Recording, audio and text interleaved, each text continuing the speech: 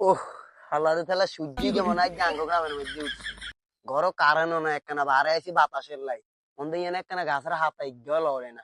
তোরে কইস না বেটা, ঘরে থাক গরমে বাবা ওরা মুরগির মতন কালো হয়ে গেছি। আরে রোদের তাপে বারবিকি হয়ে গেছি।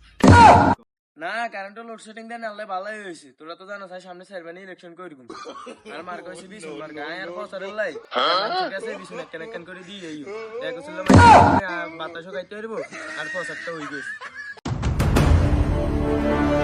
বন্ধু সাবান তোর ফার্মাকে সাঁত আছে নি রে?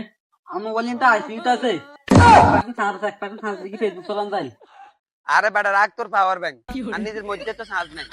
কাল যে রাজ্যের বেটা কারণ নাই বাপ খেতে মারি না, চলন আর বাত অজব না।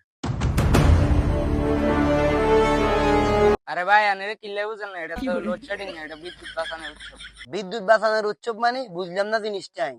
সরকার তো অনেকে ভালো চায়, সরকার চায় আনেরে প্রকৃতির কাছে আলো বাতাস এগুলো উপভোগ করে। কারেন্ট থাকলে তো আনেরে ঘরের মধ্যে ফ্যানের তলে থাকবেন, এদিন কি উপভোগ করতে পারবেন? ধরে বেটা তুই কি কস বেটা, প্রকৃতির কাছে থাকতে বেটা তোর গায়ে সামনে কালো হয়ে গেছে বেটা। ওই বেটা তোরা যেন বলিস হ্যাঁ বাতার কারণ আছে বেটা, মাথা গরম তাড়াতাড়ি যায় বেটা। কি কস বেটা কারণ আছে ওই তাহলে বেগুন নাম তো। A few moments later.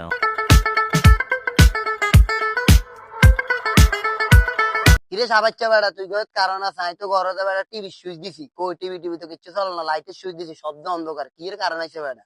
আরে ভাই দুঃখের কথা কি কইউ, না কেউ কেউ হয়ে গেছে এমন কি কারণ আছে? আরে ভাই কারণ আয়োগ বা না আয়োগ, এটা দিয়ে বাতাস করলে আর কেউ বন্ধ করতে না।